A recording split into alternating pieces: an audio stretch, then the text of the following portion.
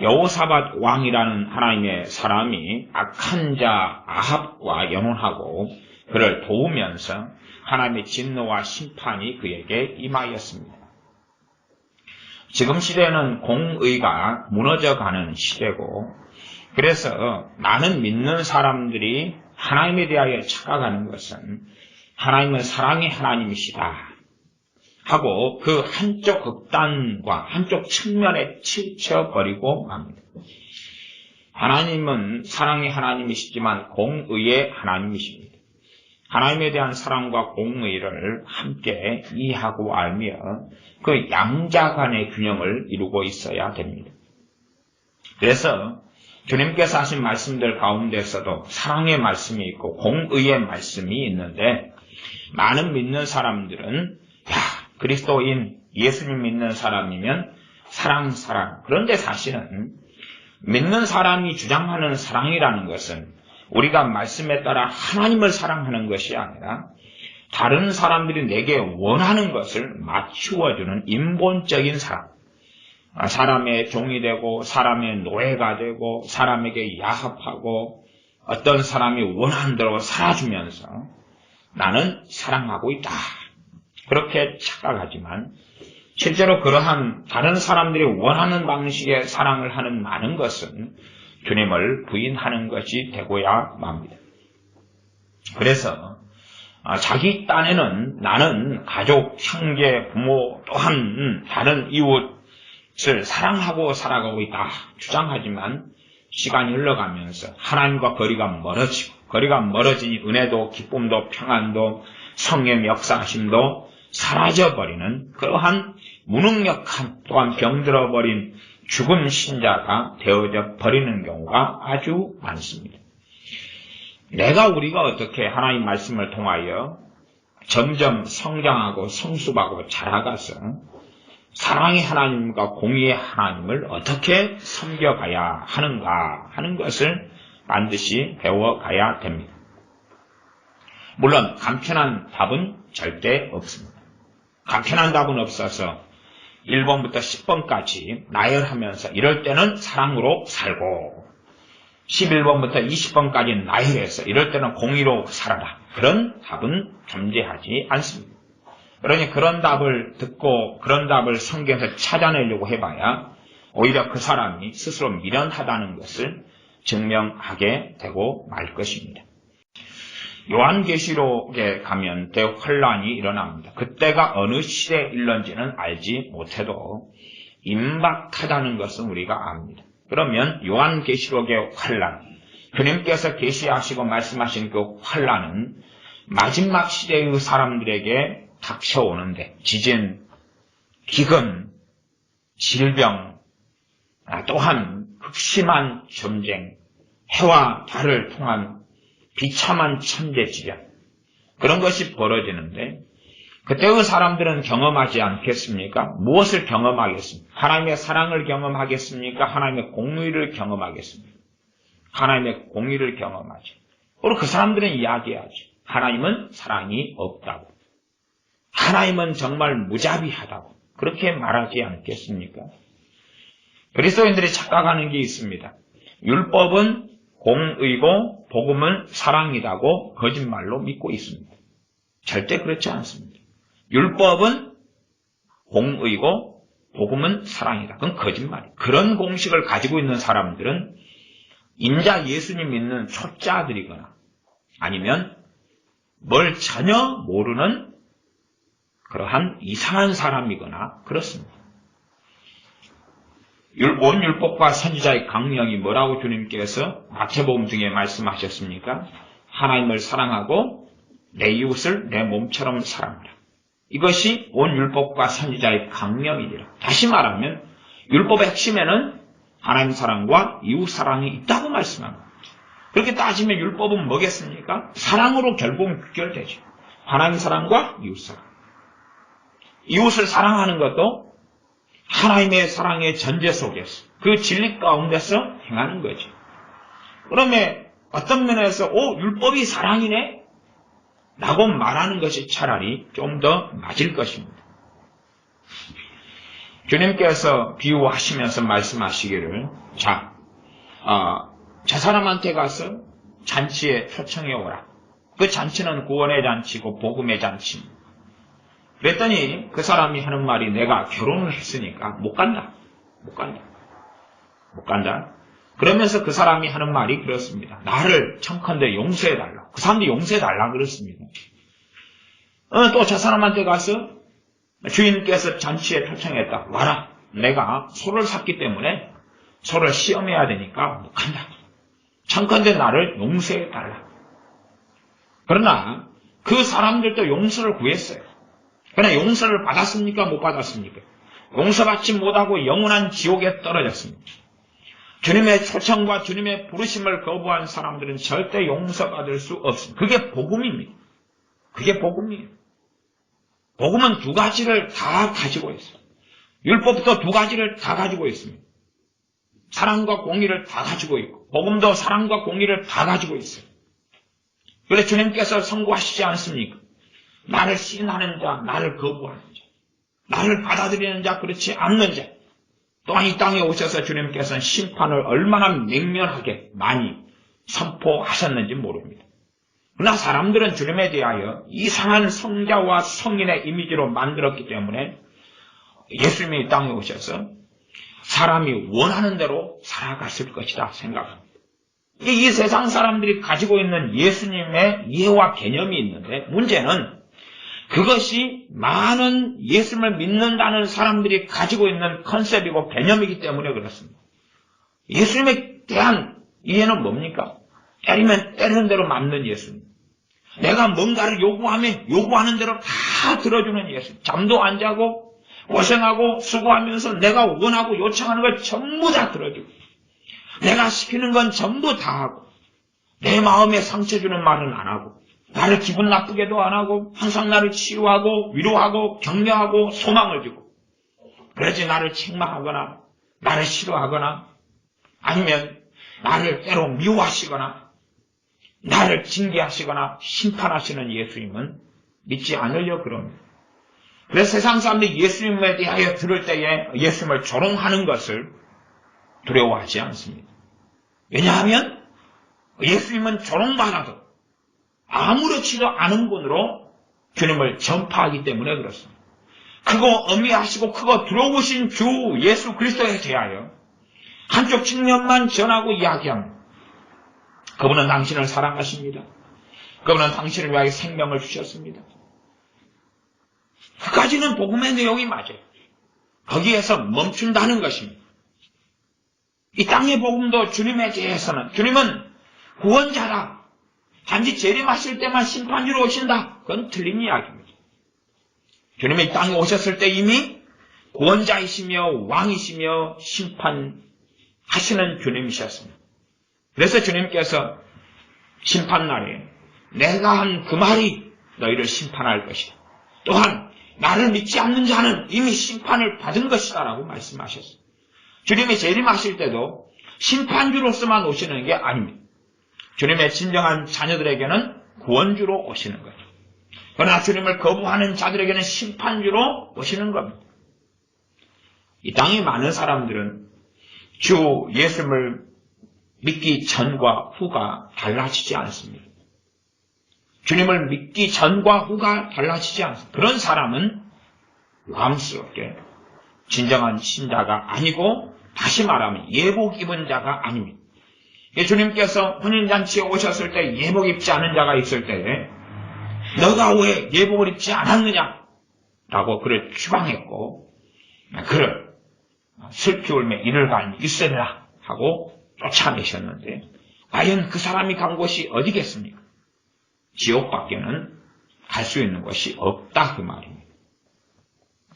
그러면 주님의 복음 안에는 구원과 심판의 메시지가 함께하는 것입니다. 함께. 주님을 영접하는 자는 구원받는 것이고, 주님을 거부하는 자는 심판을 받는 것입니다. 또한 주님을 믿기 전과 후가 달라질 수밖에 없다는 것은, 그것은 주님을 영접한다는 것은 주인을 바꾸는 일이기 때문에 그렇습니다. 단지 그냥 나는 내 육신, 내 혈기로 살아가면서 천국만 예수님을 통하여 얻는다는 것이 예수님을 믿는 거나 예수님을 영접하는 게 아닙니다. 당연히 이 땅에서 주인은 우리가 우리 자신을 주인으로 섬기고 나의 행복, 나의 만족, 나의 복지, 나의 편안함, 나의 안락함. 그러나 예수님을 믿는다는 것은 주인을 바꾸는 것이. 주인을 바꿨는데 어떻게 변화가 시작되지 않을 수 있냐 그 말이에요. 예수님을 영접하고 하나님의 자녀가 되어서 영적으로 거듭나는 것은 한순간에 일어납니다. 그러나 실제적으로 우리가 옛사람을 벗어버리고 새 사람을 입고 거룩한 삶을 살아나가는 것은 시간이 걸립니다. 그것을 성화라 그러고 성화의 시간 과정이라 그럽니다. 거룩해져 가는 여정을 걸어가게 됩니다. 그러나 어떤 사람이 주 예수님을 믿었는데 그는 전혀 예수님의 주인이 아닌 삶을 산다면 주님께서는 확연하게 말씀하실 겁니다. 나는 너의 구원자가 아니다. 영원히 저주받을 자야 나를 떠나가서 영원한 지옥에 떨어질지어다. 라고 주님께서는 명백하게 말씀하실 겁니다. 이 땅에 많은 사람들이 예수님을 믿습니다. 대한민국에서 많은 사람이 예수님을 믿습니다. 예수님을 영접합니다. 그러나 진실로는 예수님을 이용해서 천국에 가리하고 평안을 얻으려 할 뿐이지 이제는 내가 주인된 삶에서 죄악된 삶에서 주님께서 주인된 삶으로 바꾸려는 진정한 의미에서 예수님을 영접하는 거예요. 예수님을 누구로 영접합니까? 주인으로 영접하고 예수님을 나의 왕으로 영접하고 내가 이제 섬겨야 될 대상, 내가 영광을 돌려야 될 대상이 됩니다. 회사에 가면 최소한 직장 상사가 있고 사장님이 있고 그리고 일반 사원이 있습니다. 사원이 회사에 가면 정상적인 사원은 회사 사장님을 섬기면서 자기도 월급을 받습니다. 그러지 회사에서 아침 몇 시에 출근하라 했는데 오후 2시에 늦게 나갔어. 이러이러한 업무를 당신은 해라 그랬는데 나는 안 해. 그리고 퇴근 시간 1시간 전에 가서 1시간 동안 자빠져 자다가 그러다가 들어오면 그 사람이 어떻게 그 회사에 근무할 수 있겠습니까? 그는 잘리고야 말 것입니다. 정해진 시간에 근무를 해야 되고 정해진 주어진 업무에 충실해야지만이 그 사람은 그 회사의 사원과 직원으로 살 수 있는 거예요. 어떤 사람이 예수님을 믿었는데 전혀 예수님을 섬기는 삶을 살지 않는다. 그런데 어떻게 그 사람의 믿음이 유지될 수 있고 그 사람의 영적인 생명이 유지가 될 수 있고 그 사람은 어떻게 주님께서는 나의 자녀라 나의 백성이라 라고 인정하시겠습니까? 주님께서 나는 아무리 스스로 주장하기를 나는 하나님의 자녀라고 아무리 주장해도 주님께서 인정하시는 사람 난 진짜 자녀일 뿐입니다.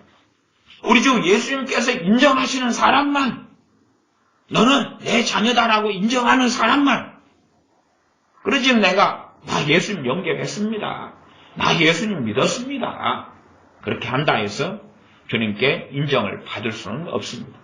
그렇기 때문에 인생을 마치거나 아니면 주님의 재림에 오시면 정말로 황당한 많은 교회에 다니는 사람들이 있을 겁니다. 인생을 마치고 뚜껑을 열어봤는데 주님께서 나에 대하여 나는 너희를 모른다 하신다는 이야기죠. 10명의 처녀가 있었지 않습니까? 주님께서 비유하셨습니다. 슬기로운 5처녀와 민난 5처녀의 이야기를 하셨습니다. 우리는 그렇게 성경을 해석하고 생각합니다. 10처녀 가운데 슬기로운 5처녀는 기도했고 말씀 보고 주님을 기다렸고 나머지 민난 5처녀는 나이트클럽에 갔고 여행 갔고 놀러 갔고 죄 짓고 술 마시고 그랬다. 그렇게 성경을 해석하는데 성경은 명확하게 주님이 말씀하시기를 10명의 처녀가 다 예수님을 기다리고 있었다. 라고 이야기합니다. 10명의 처녀가 다 예수님을 기다리고 있었다. 민난 5처녀도 슬기로운 5처녀도. 그러면 그냥 믿는다고 하는 사람을 넘어서는 사람이라는 것을 알 수가 있습니다. 지금 시대에 와서 예수님을 기다리고 사모하는 사람이 얼마나 있습니까? 별로 없습니다. 별로 없습니다. 이 살아가는 이 세상, 내가 살아가는 인간사가 점점점 물질 만능주의가 되니까 그게 전부가 됩니다. 전부. 노후를 설계하고 계획하고 내 편안한 안락한 노후, 건강한 몸을 꿈꾸고 계속 이 땅에 살아나가는 70평생, 80평생을 전부인 것처럼 몰두하고 그냥 사는 겁니다. 정말로 이 땅을 나그네 인생으로서 주님을 따르는 삶을 살면서 어떻게 하나님을 기쁘시게 하며 어떻게 예수님을 따라서 살아가는가를 고민하는 그리스도인은 이제는 거의 없어졌습니다. 하나님을 이용하여서 어떻게 내 삶을 좀 더 복지를 가지고 더 편안하고 더 많은 돈을 벌고 더 기쁘고 더 레저를 즐기고 더 성공하고 더 많은 월급을 받고 더 좋은 직장에 들어가고 그렇게 만들고 말았습니다. 복음의 변질입니다. 복음의 변질. 그러니 대부분의 믿는 사람은 이 땅의 세상의 삶, 이 땅에 천국이 오게 하자 이런 컨셉인 것 같아요. 이 땅에 내 인생과 내 삶에 천국이 오게 하자. 진정한 개념으로서의 하나님의 나라가 아니라 결국은 나의 나라, 나의 휴먼시아, 나의 유토피아가 오게 하자죠. 하나님의 나라, 하나님의 왕 되시며 하나님의 주권을 가지시며 하나님의 주관자가 되시는 하나님의 나라가 우리의 삶을 통하여 임하여야 하는데 그것이 아니라 내 복지와 평안과 내 선진국적인 것과 잘 먹고 잘 마시며 사는 그러한 유토피아, 그런 천국이 내가 사는 삶에 도래하고 오기를 원하는 그런 길을 우리는 대부분 걸어가고 살아갑니다. 그러면 이제는 라오디게아 교회처럼 사도교회처럼 죽어버린 자, 주님께서 토하여 내치기를 준비한 사람들이 우리이고야 맙니다. 그러나 우리는 하나님께 항변합니다. 나는 예수님을 믿지 않습니까? 나는 예수님을 믿지 않습니까? 그러니 내 기도에 응답해 주시옵소서. 주님께서는 묻지 않겠습니까? 너가 정말로 나를 믿은 게 뭐냐 도대체? 너가 정말 나를 따른 것이 뭐냐? 그거 있으면서 좀 주둥아리를 놀려라. 너가 정말로 나를 기쁘시게 한 게 뭐냐? 너의 심령에서, 너의 생각에서, 너의 삶에서, 너의 말에서 정말 나를 무엇으로 기쁘게 했느냐? 너는 내게 수치와 욕만 가져왔고 나를 기쁘게 한 적이 없지 않느냐? 너의 말 가운데 내가 살아있었고 내가 영광 받았느냐? 너의 뱃속에, 너의 마음에, 너의 생각에서 정말 나를 신뢰하고 의지했느냐? 내가 너 뱃속을 감찰하고 살폈을 때에 그런 게 없다. 너 마음 안에는 나에 대한 불신앙으로 가득하고 너의 생각 안에는 나는 너에게서 거리가 멀지 않느냐? 그런데 너는 너 자신이 나를 잘 섬긴 것처럼 나를 제대로 믿고 있는 것처럼 그렇게 착각하고 살아오고 있지만 정말로 그렇지 않다고 주님께서는 우리에게 항변하실 겁니다. 그래서 그냥 많은 사람이 주님을 따르고 섬기는 것, 제자로서의 살아가는 것을 기독교라는 종교로 만들어가서 나는 종교활동에 나름대로 열심히 참여했습니다. 예배 시간에 앉아서 설교를 좀 들었지요. 기도할 때 좀 랄랄랄 롤롤로 하고 좀 기도했지요. 찬양할 때 좀 열심히 찬양했지요. 그러면 되지 않습니까? 예배는 삶에서 주님을 영화롭기 위하여 준비하는 것입니다. 예배가 목적이 아니라 예배는 과정입니다.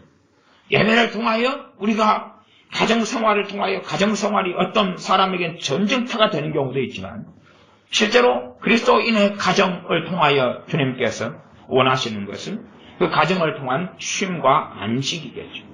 그리고 거기에서 쉰 다음에 사회 나가서 일하고 수고하고 땀 흘리는 에너지를 충전해가지고 나가는 거죠. 마찬가지로 예배는 하나님 앞에 거하는 것이고 그래서 하나님으로부터 안식을 누리고 충전을 받는 것입니다. 내 인생과 삶을 살기 위해서가 아니라 그리스도의 군사로 그리스도의 제자로 살기 위해서 그렇게 하려고 내가 충전되고 주님 앞에 머물러 있는 것입니다. 그러나 우리는 점점 내 생활과 삶에서 주님은 거리가 멀어집니다. 주님의 영광을 위하여 우리가 산다는 그 마인드도 그 생각도 없습니다. 전능하신 하나님 아버지를 기쁘시게 하기 위하여 내가 살아가야 되겠다는 마인드도 생각도 없습니다. 단지 종교적으로 하나님 찬양합니다. 하나님 감사합니다.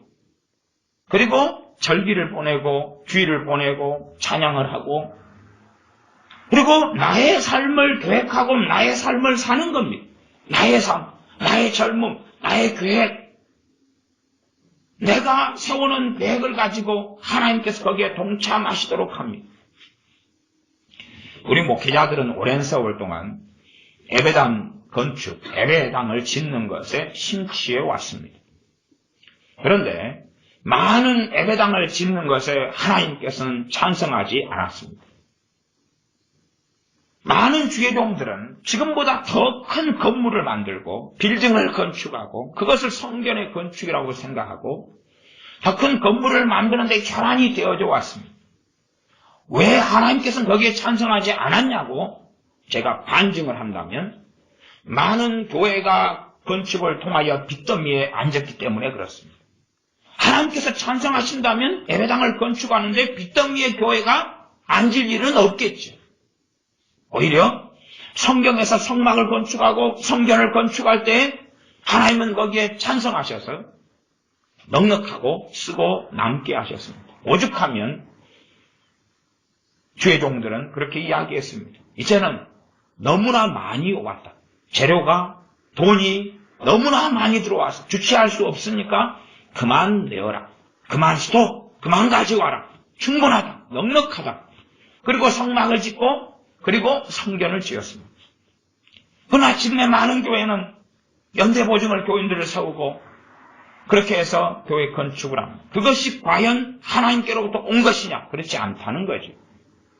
그러나 우리들은 그렇게 생각합니다. 교인들도 그렇게 세뇌되고 교회 종들도 그렇게 세뇌돼가지고 교회 건축을 하는 것만이 지상 과제이고 그렇게 사는 것이 하나님을 기쁘시게 하는 것이냐? 거짓말하고 오해하고 곡해합니다. 그건 하나의 일례, 하나의 사례에 불과합니다. 그렇게 우리는 자기의 영광을 위한 일입니다. 건물이라는 멋있는 건물. 나는 이렇게 건물이 멋있는 예배당에 출석하고 멋있는 교회에 출석한다. 봐봐라, 저 강한 교회의 규모가 바로 내 신앙의 규모인 거다. 얼마나 교회가 멋있느냐. 그러니 저 모습이 바로 나의 영적인 모습이다. 그렇게 해서 우리는 끊임없이 종교화의 길을 걸어갑니다. 그 예배당의 건축이 하나님의 뜻이고 하나님의 원하심인지 그렇지 않는지를 확인하지 않는다 그 말.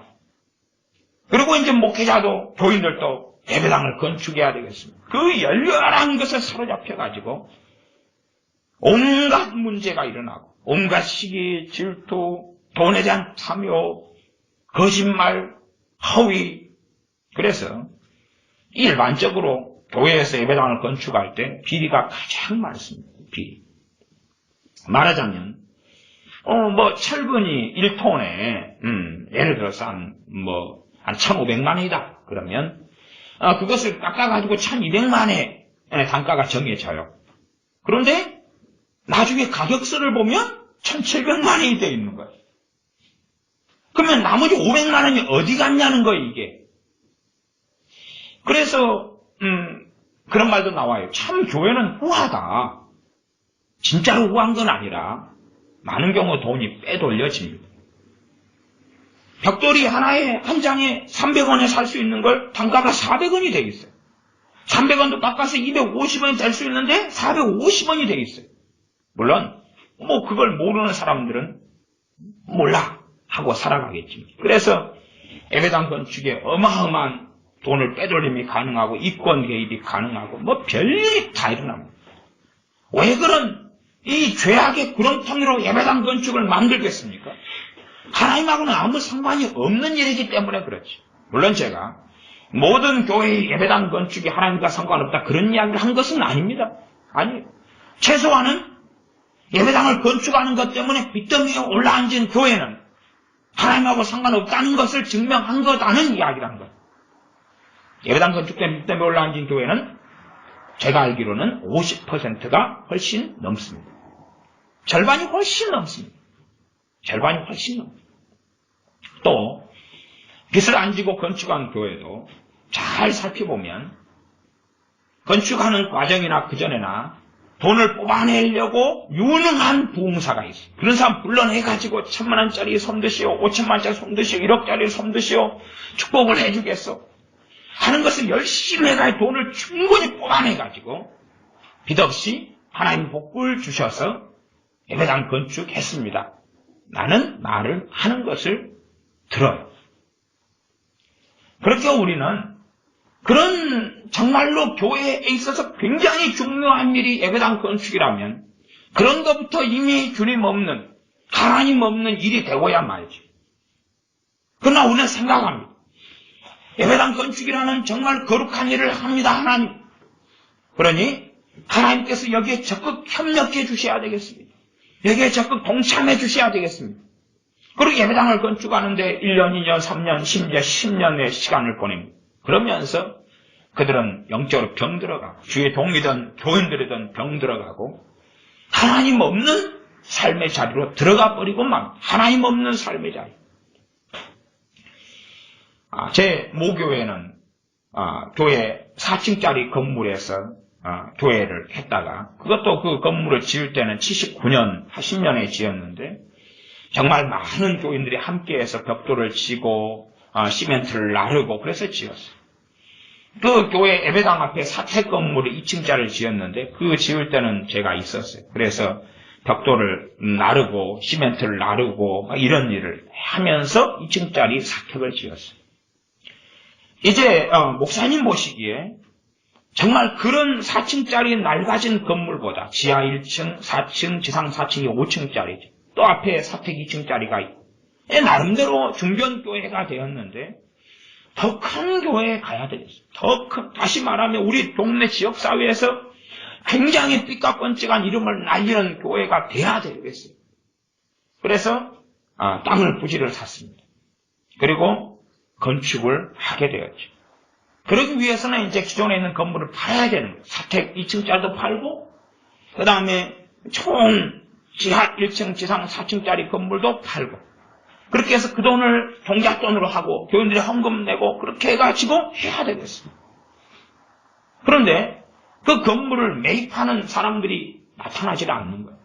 그 건물을 사겠다고 그 교회 예배당 건물을 다른 교회가 인수하거나 아니면 어떤 사람이 교회 예배당이 아니라 다른 용도로 사겠다는 사람이 나타나지 않아요. 그 돈은 필요하고 그래서 그 예배당을 결국은 목사님이 이단에 팔아버렸습니다. 이단 교회에 팔아버렸어요. 구원파 교회에 팔아버렸어요. 그것이 문제가 되었어요. 목사님이 강단에서 말씀하셨어요. 저하고 어쨌든 오래 살아왔던 목사님이십니다. 저는 그 목사님 가정에서 과외도 오래 했습니다. 목사님 말씀은 그분은 참 인격적이고 괜찮은 분이에요. 그래도 제가 목회자들 가운데 굉장히 참 양심적이고 진실하시다.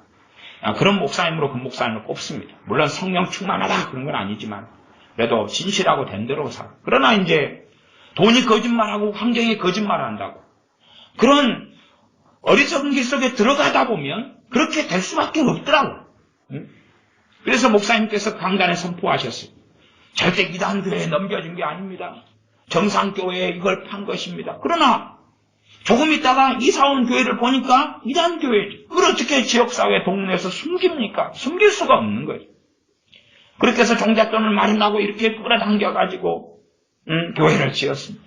그러나 사실은 그 교세가 그때 이후로 지금까지 세월이 30년 가까운 세월이 흘렀는데 30년 가까운 세월 전에 이사 갔을 때보다 지금까지 훨씬 못해.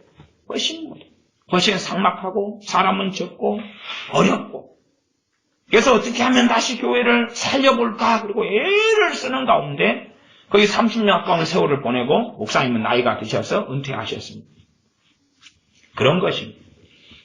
왜 정말 중요한 문제인데 주님이 주인이 아니냐 그 말이죠. 왜 정말로 중요한 문제인데 주님이 주인이 아니냐 그 말이죠. 왜 내가 주인이냐는 것이죠. 왜 내가 주인이냐.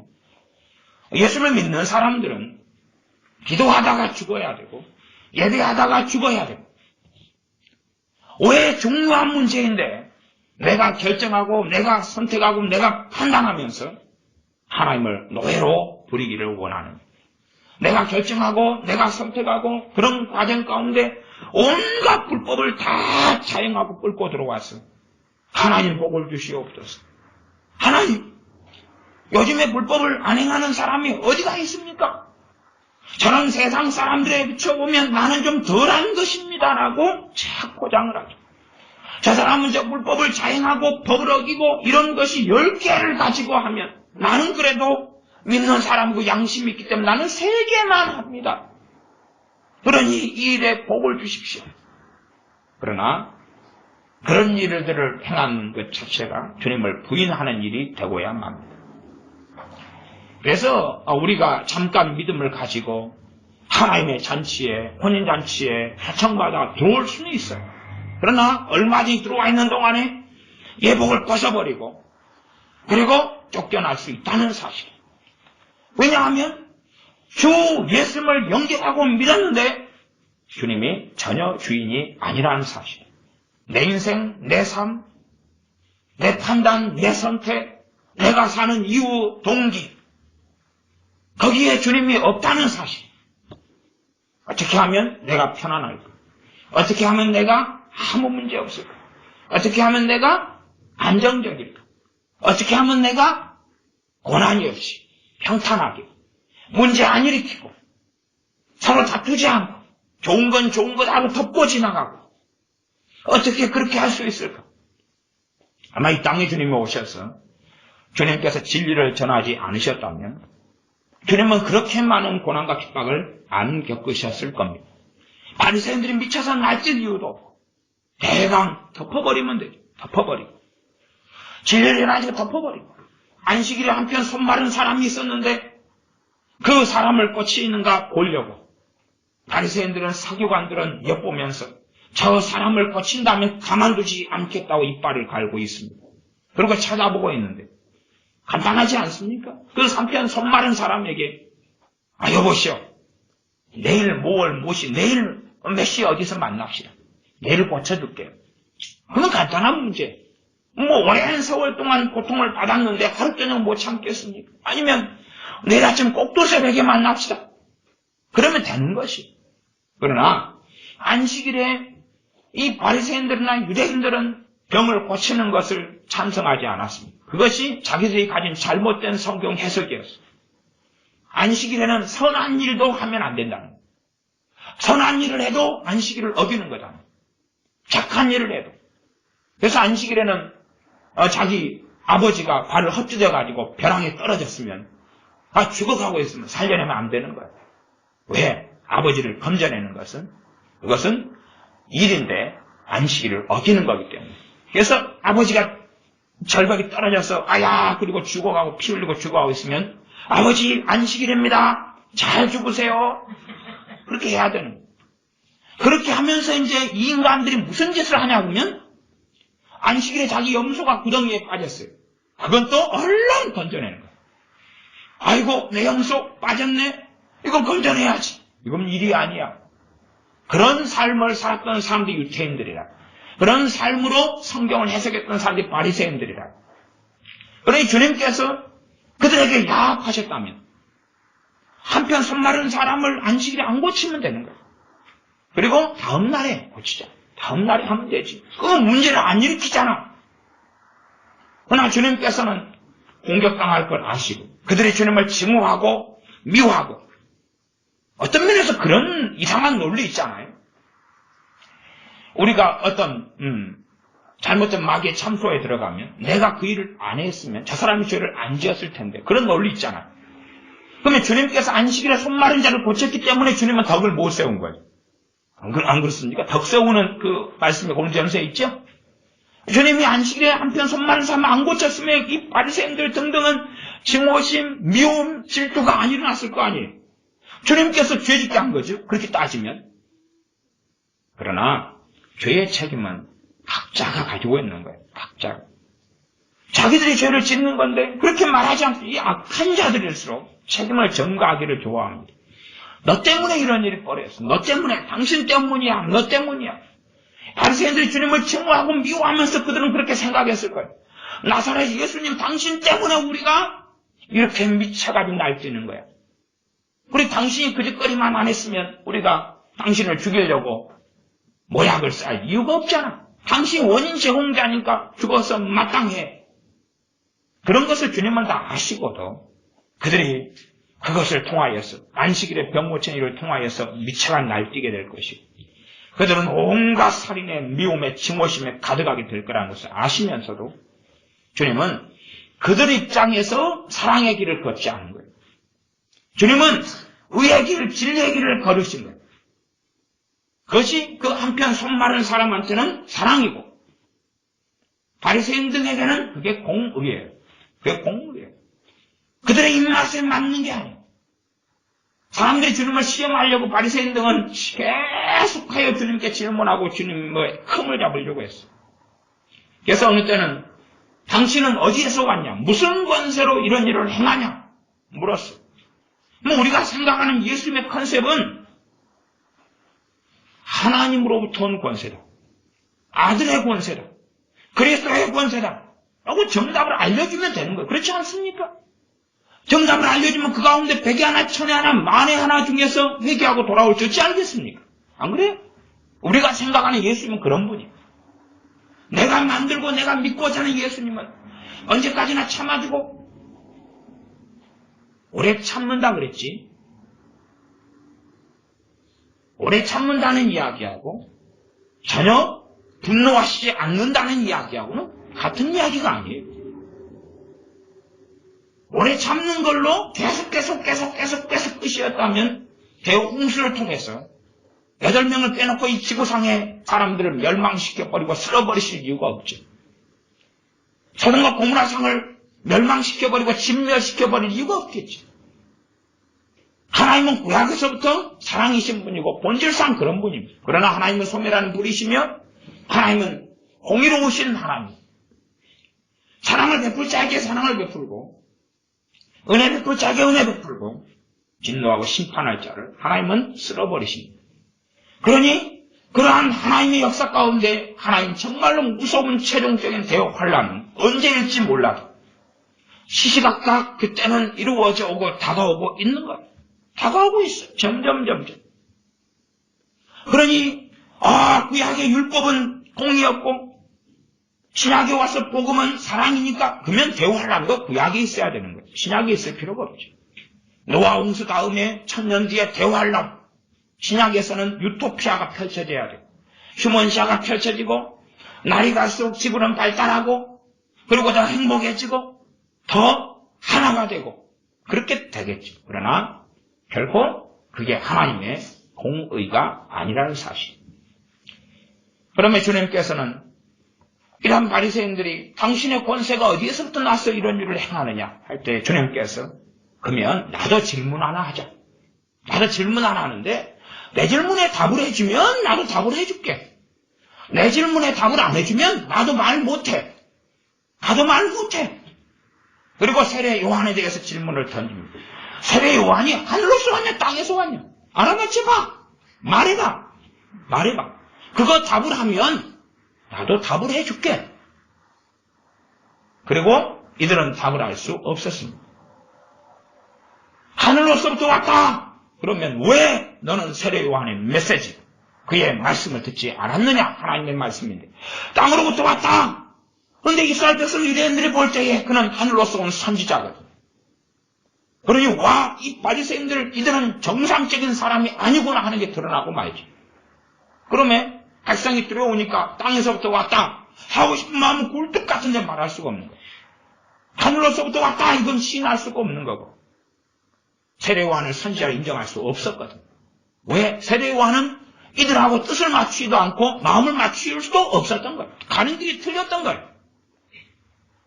바리새인들은 돈을 사랑하고 정치적으로 야합하고 율법을 제멋대로 해석했던 유대교회, 율법을 맡은 자지만 그러나 잘못된 지도자들이었고 소경된 인도자들이었거든요. 우리가 생각하는 예수님은 어떤 예수님이냐 그러면 질문하는 것에 성심성의껏 답을 해주는 분. 그러지 않습니까? 여러분이 뭐가 궁금해서 하나님 내게 답을 해주세요. 음성이 들려와가지고 요만하다. 이해가 안 되는데요. 다시 설명해 주세요. 더 자세하게, 더 자세하게. 그런 일은 없습니다. 결코 그런 일은 없습니다. 그래서 주님께서 계속 와서 말씀하신 것은 들을 게 있는 자는 들을지어다. 못 들으면 말고.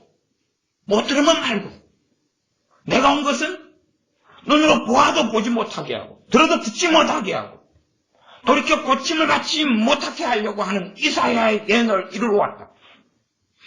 그런 말씀은 사람들이 잘 안 보고 안 듣는 거예요. 왜? 주님에 대하여 사랑 컨셉에 빠져들어갔어요.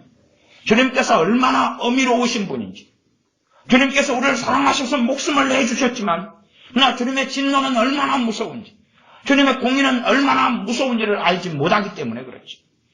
주님의 두려우심을 알므로, 주님의 두려우심을 지금 시대는 알지 못하기 때문에 그래요. 그래서 주님을 믿는다 하면서 주님을 섬기는 길, 주님을 따르는 길을 걷는 데는 관심이 없어요. 그렇게 해도 주님을 섬기지 않아도 따르지 않아도 종교적으로 주일날 모여서 예배 좀 드리고 찬양 좀 하면 그건 면죄부다.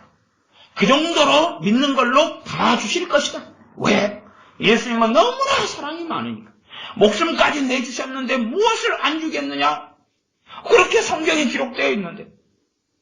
그러니 내가 예수님 믿는다는 최소한 것 예배 정도 드리고 찬양 정도 하고 그러면 끝이지 않느냐? 그러나 삶 속에서는 이제 주님께서 나를 위해 존재하셔야 됩니다. 내가 마침 능력 있는 하인이 한 명 없었어. 대신에 주님에 대하여 이름은 주님이라고 불러드릴게요. 예수님, 예수 그리스도 주님이라고 불러드릴게요. 그런데 나는 정말 사실은 내 힘으로 못 살기 때문에 내 인생길을 걸어가는데 도와줄 유능한 진이가 필요했어요.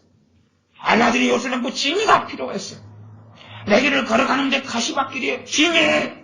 대신 예수님을 부를게요. 주여! 내 가시밭길을 평탄케 하소서. 내가 지혜가 없어서 걸어가는데 맨날 이상한 골목으로 가요. 그러면 내비게이션 대신 주여! 부를 테니 길을, 약도를 알려주세요. 어떻게 빠져나가면 빠른 길로 빠져나가서 편안하게 되는지를 알려주세요. 나는 돈이 없어요. 그러니 주여라고 부르면 제깍제깍 필요한 돈을 주셔야 돼요. 마침 50만 원이 부족하니 주여 입금시켜 주셔서 50만 원. 그렇게 하는 삶을 우리는 살기를 원해요. 정말로 주님께서 우리에게 원하시는 길을 걸으려는 의도, 욕구, 또한 주님께서 우리를 부르시는 사명에는 아무 관심이 없어요. 우리를 부르신 이유는 우리에게 주님께서 주님의 일을 맡기려 하시니 우리를 구원하려 하시려고 부르셨지만 하나님의 자녀들이 살아나가는 인생은 주님의 길을 걸을 뿐만 아니라 주님의 십자가를, 주님께서 우리에게 주신 십자가를 짊어지게 하려 하시니 그러나 우리는 주님께서 우리에게 주신 자기 십자가를 짊어지려 하지 않아요. 오히려 우리는 그렇게 하지 않겠습니까? 주님께서 우리에게 주신 우리가 져야 될 사명인 십자가를 짊어지고 가기보다 십자가는 어쨌든 주님이 주신 십자가도 주님께 힘들었고 우리가 짊어진 십자가도 힘들어요. 십자가니까. 십자가는 고난과 짐이라는 것이 그 안에 들어가 있죠. 힘들어요. 그러니 우리는 이걸 벗기를 원하지. 주님, 아이고 이게 무거운데요. 주님이 빨리 와셔서 빨리 져주세요. 이거 무거워요. 이건 무겁고 힘들어요. 빨리 와주세요. 그리고 나는 내 길을 걸어갈 테니까 내 길 앞에 불도저를 장만해 주시고 내 길 앞에 형통하게 해주시고 길을 걸어가면 거기에 만원짜리, 10만원짜리, 100만원짜리 곳곳에 떨어지게 해주시고 성공, 보석, 보물 상자 쫙 장만해주고 그 길을 걸어갈 테니 그렇게 하도록 주님 당신이 필요합니다. 그런 삶이 이제 우리 그리스도인들의 삶이 되어져 버리고 말았어요. 그러면 사실은 그러기 때문에 지금 우리에게는 성령의 역사하심이 별로 없는 거예요. 그래서 제가 많은 믿는 사람을 만났어요. 성령의 역사하심이 어디에 당신에게 있습니까? 그러면 그러게요. 저도 모르겠어요. 언제 당신에게는 성령의 역사하십니까? 많은 사람이 공통적으로 뭘 이야기하냐 그러면 찬양할 때 찌릿해요. 찬양할 때. 찬양할 때 울컥하고 감동이 있어요. 그리고 끝. 그리고 그 외에는 모르겠어요. 모른다는 것은 일반적인 해석이 그렇습니다. 없다의 다른 말이 모르겠다는 것입니다. 왜냐하면 성령님은 하나님이시고 그분은 나하고 다른 존재지.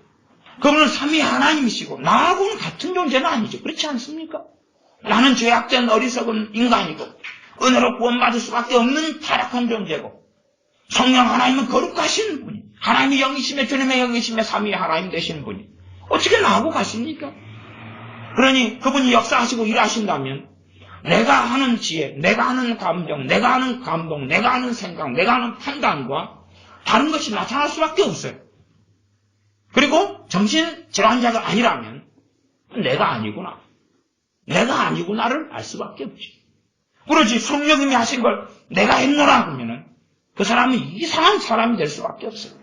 또 어떤 이상한 사람이 있냐 그러면 마귀가 미혹으로 마귀가 하는 것을 성령님이 했다 그러거나 내가 했다 그러거나 그 정도 되면 고치기가 정말 어려운 사람이 되고야 맙니다. 요즘 신자들의 가장 심각한 문제 중에 하나는 성령의 역사하심이 없다. 모든 진리 가운데로 성령이 오시면 인도하시라 말씀했는데 그런 인도하심이 끝이 없어요. 성령님은 보혜사로 오셨는데 성령님은 우리의 삶에 무엇을 돕습니까? 무엇을 돕습니까? 돕는 일은 찾아보기 어렵죠. 여러분이 하루를 살았습니다. 여러분 하루살이 가운데 무엇을 하나님이 도왔습니까? 무엇을 성령님이 도왔습니까?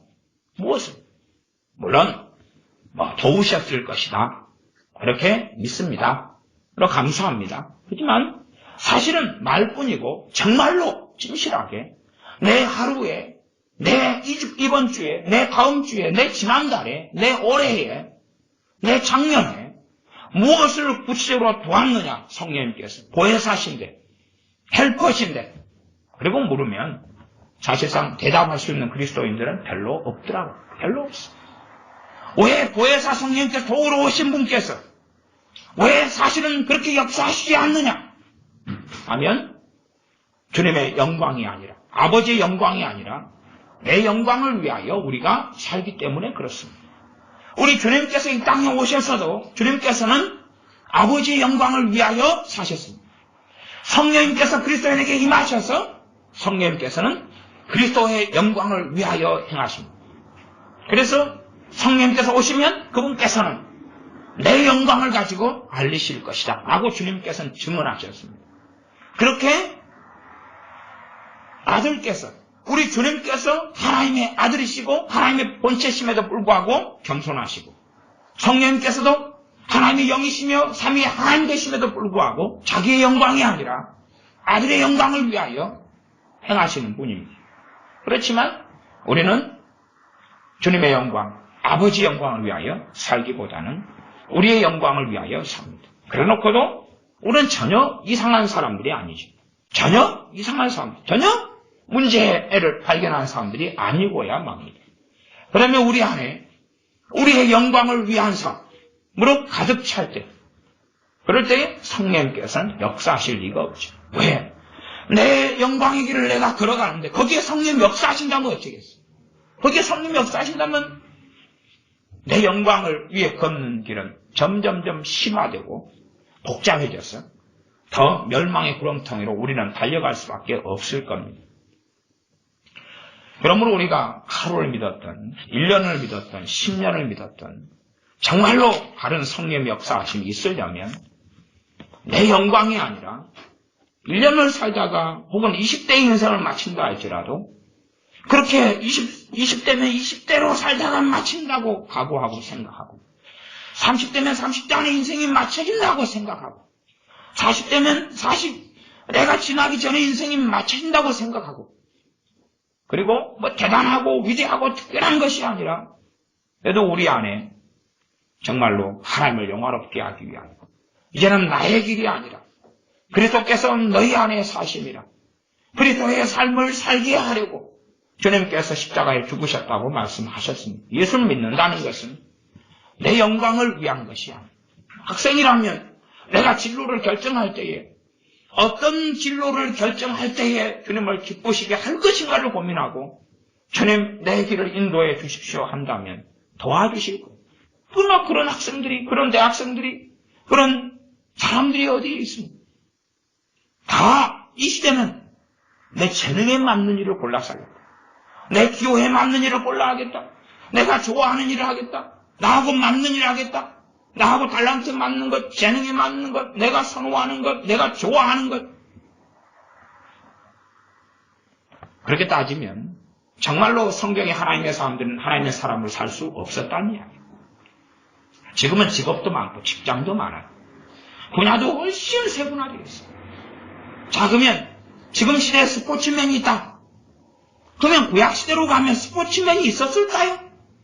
스포츠맨이 공도 없는데, 볼링공도 없는데, 골프도 없는데, 에어로빅도 없는데, 축구공도 없는데, 몇 가지밖에 없었어. 군인 되거나, 아니면 농사 짓거나, 장사하거나, 양치거나, 몇 가지 일이 없어. 자, 재능과 적성을 따라가려다. 학생이 재능과 적성을 따라가는 것이 나쁘다는 이야기는 아니지만, 그러나 감수롭게도 대부분은 자기의 길을 걷는 거예요. 그것 자체가 주님을 부인하는 길이에요. 왜 자기의 적성을 찾습니까? 주님의 뜻을 구해야지. 왜 자신의 적성이 맞으면 편안하겠지. 안락하겠지. 해볼만 하겠지. 그러나 주님을 부인하는 길입니다. 왜 자기가 좋아하는 것을 하나님께 구합니까? 하나님이 원하시는 걸 구해야지. 하나님이 원하시는 걸. 그래서 우리는 끊임없이 우리 지혜를 사용해서 우리 머리를 굴려서 야, 이 일을 하면 잘 될 거야. 이 아이디어를 하면 잘 될 거야. 그렇게 하지만 그 길에 하나님은 함께하지 않습니다. 그래서 시간이 지나면 손에 쥔 것은 아무것도 없습니다. 물거품이다. 화성세월이라 시간 낭비했던 거예요. 왜? 거기에 주님을 구함도, 주님께서 원하시는 길을 걷는 것도, 주님을 영화롭게 하는 것도 사실은 그런 동기도, 목적도, 마음도, 심령도 없었거든요. 합리화는 있어요. 내가 이 길을 하면서 그렇게 하면 이렇게 되면 주님이 기뻐할 거예요. 혼자. 이렇게 하면 대신에 정말 주님의 영광을 구하는 것과 그렇지 않은 것에 극명한 차이가 있는데 차이는 언제든지 포기할 준비가 돼 있다는 거예요. 언제든지 내려놓을 준비가 다 돼 있다는 거예요. 그런 사람이 주님의 뜻을 구하는 기본이 되는 사람이에요. 언제든지 너 그건 내려놔. 내가 마음에 안 들어. 예. 제 이것 가지고 3년을 이걸 이루려고 고생했는데 내려놔. 예. 그러나 대부분의 사람은 그렇지 않습니다. 이걸 3년을 고생하고 5년을 고생했으니까 이걸 가지고 뭔가를 업적을 이루어서 하나님 그만 돈을 잘 버니까 11조를 많이 낼게요. 그래서 여러 사람들이 제게 이렇게 말씀했습니다. 자기의 꿈은 11조를 많이 내는 거래요. 많은 사람들 11조를 많이 내는 거래요. 그런 상담을 참 많이 받았습니다. 11조를 많이 내는 거예요. 그래서 하나님의 축복이 필요하다는 거예요. 나는 1년에 아니 한 달에 11조를 1000만 원 하는 사람이 되고 싶대요. 심지어 어떤 사람은 1억을 한 달에 1억이면 한 달에 10억을 벌여요. 그런 사람이 되려고 기도하고 꿈꾸고 있대요.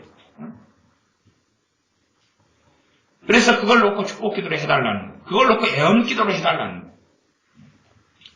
그런다고 뭐 나이 든 양반 혹은 뭐 꼬맹이 같은 뒤통수한테 확 때려버리겠는데 50살 되고 60살 되고 40대가 되고 어떻게 뒤통수를 때리겠어요? 다 큰 어른들. 혀를 찰 수도 없고 혀를 찌찌찌 차면은 나를 모욕하냐고 기분 나쁘다고 그럴 것 같고 아이고 철딱선이 없어도 이렇게 없을까. 그러나 사람들은 자기가 걷는 길을 합리화하는 거예요. 왜? 그 걷는 길이 그게 죄된 겁니까? 죄되지 않지 않습니까? 사회에 공헌을 하는 겁니다. 아무리 사회에 공헌을 한다 해도 주님께서 내게 원하시는 십자가가 있다는 사실, 내가 걸어야 되는 길이 있다는 사실. 그러나 사람들은 그걸 생각하지. 그래서 예수 믿고 예배당에 출석하는 청소년들도 청년들도 많지만 시간이 흘러가면 주님을 대부분 떠날 수밖에 없어요. 왜냐하면 자기의 길을 걷는 사람들을 주님께서는 언제까지나 방치하고 놔두지 않기 때문에 그래요. 청소년과 청년들이 예배당에 출석하는 것은 하나님의 은혜를 베풀어서 예배드릴 마음, 교회 갈 마음을 주고 계셨기 때문에 그런 거죠. 그러나 어느 때 되면 그게 없어져 버려요. 왜요? 공의로우신 하나님께서 그걸 걷어버리시거든요.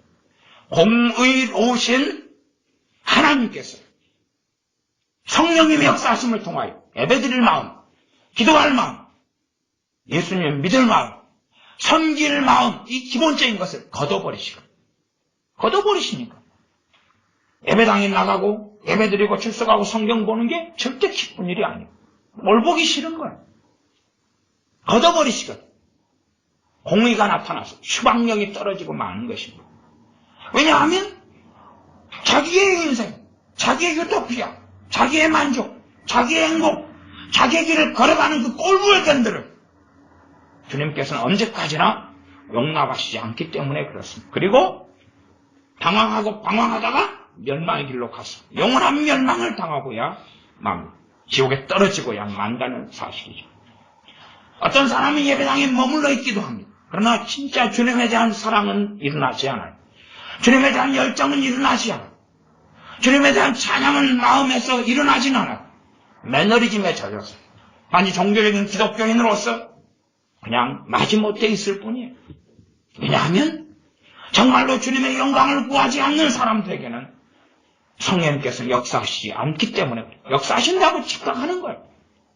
역사하시는 부분이 조금 있다고 한다면 아직까지는 참으시고 봐주는 부분에서 조금인 거예요.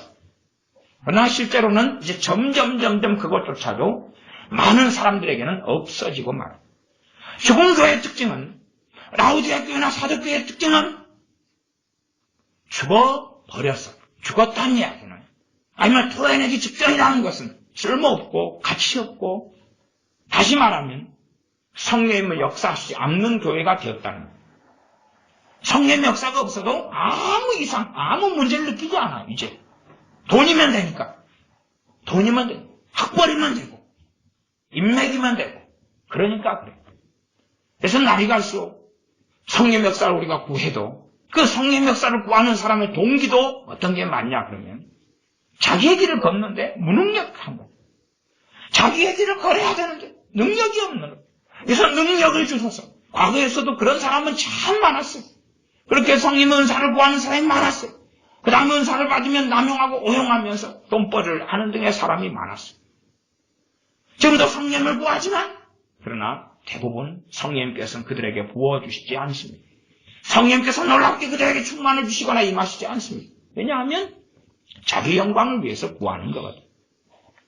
자기도 스스로 속이지 말라 말씀하셨는데 스스로 속이고 나는 정말 주님의 영광을 위한다고. 그래서 나 11조를 하나님께 큰 11조를 내야 되겠습니까? 그런 거룩한 사명을 가지고 사업을 합니다. 이런 사람도 여러 사람 만났어요. 그러나 그것은 그 사람의 정욕을 감추기 위한 방편인 거죠. 그 사람 육체의 정욕을, 이생의 자랑을, 안목의 정욕을 감추기 위한 방편으로 장난질을 하는 거죠. 사람 눈에도 그게 보이는데 하나님 눈에는 어떻게 그게 안 보이겠습니까? 그게 보이는 거죠. 그러면 우리가 성령의 도우심과 진리의 길로 인도하시는 성령의 역사하심과 하나님과 함께 하시는 삶을 살려면 내 정욕, 내 재능에 따라 내가 원하는 컨셉, 내가 원하는 삶을 갔던 것을 언제든지 내려놓을 준비를 하고 하나님께서 원하시는 길을 터닝하고 걸어갈 준비를 하고 있어야 해. 그런다 해서 급격하게 우리의 삶을 A에서 B로 바꿔버리는 성령 역사는 없습니다. 그런 건 거의 없어요. 최소한 내려놓도록 하나님은 말씀하실 수도 있어요. 얼마든지. 그래서 우리가 걷는 길을 잘 알지 못하는 채로 우리가 걸을 수가 있어요. 내일 일을 알지 못하고 다음의 일을 알지 못한 채로 우리가 믿음으로 걸어야 될 때가 많다는 거예요. 아브라함이 갈대 우리에서 떠나서 갈 바를 알지 못하고 목적지는 팔레스틴, 목적지는 가나안 땅이지만 그러나 갈 바는 알지 못했어. 그 넓은 땅에서 찾아가는 길은 어떻게 찾아간다 그래도 그 넓은 땅덩어리 팔레스틴에서 어디로 가야 될지 정체가 없었다 그 말이에요. 그러나 가라 하시니 가는 것처럼 하나님의 사람은 자기 영광을 위하여 사는 사람이 아니고 정말로 주 예수를 믿는 사람들, 내가 그냥 그저 그런 가정생활, 그저 그런 직장생활을 하는 것처럼 보여도 이제는 중심이 바뀌기 때문에 주님을 위한 삶을 터닝할 때 우리의 치유는 급속도로 빠르고 하나님께서 은혜 주시는 것은 많아지고 주님과 관계는 친밀해지고 우리의 믿음은 더 북돋듯이 일어나고 하나님 말씀의 은혜와 깨달음은 더 많아지고 그러합니다. 기도하겠습니다. 아버지 하나님, 우리가 주님을 믿고 섬긴다 하지만 사실상 주님을 주인으로 영접했다 하지만 주님의 주인이 아니라 우리가 주인된 삶을 오랫동안 살아왔습니다. 그러나 참으로 내가 주인되어 살아가니 성령께서 역사하시지 않고 충만케 하시지 않고 도우시지 않고 오늘 진리의 길을 알지 못한 채 그러나 나는 주님을 믿는다고 종교화 되어져가고 되어져 가면서도 주님을 믿는다고 착각한 채 살아갈 때가 많습니다. 우리 자신을 다시금 점검하여 우리가 원하고 우리 육체의 본능이 원하는 대로 사는 것이 아니라 내 성공을, 내 평안한 삶을 위하여 사는 것이 아니라 주님의 길을 따라가기 위하여, 주님의 길을 걷기 위하여, 짧은 인생 주님을 영광스럽게 하기 위하여 우리가 서 있는 자리에서 부르심을 받게 하여 주시옵소서. 노예로 종으로 있는 사람이 그 자리에서 주인을 섬기면서 부르심을 받았던 것처럼 가정주부로 또한 가장으로 학생으로 있는 그 자리에서 부르심을 받아 그 길에서 주님의 영광을 위한 길을 걷는 사람들이 우리가 되게 하여 주시옵소서. 우리 주 예수님의 이름으로 기도하옵나이다. 아멘. 기도하겠습니다.